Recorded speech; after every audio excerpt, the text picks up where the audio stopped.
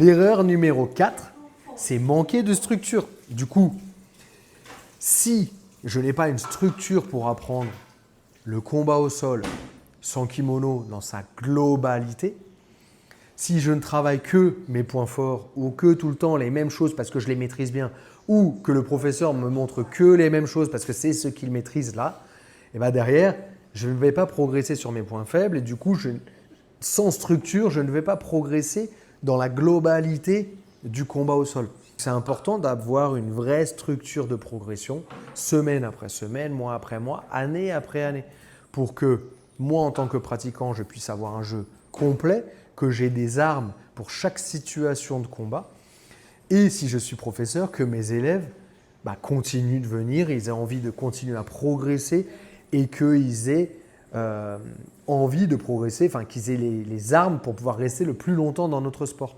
Parce qu'au début, la motivation de ne plus se faire soumettre, elle est là. Mais quand on commence à soumettre, quand on domine à peu près 70% des gens qui sont dans la salle, l'envie n'est plus du tout la même derrière. Et on peut beaucoup plus facilement arrêter. L'objectif, c'est de pouvoir pratiquer toute notre vie.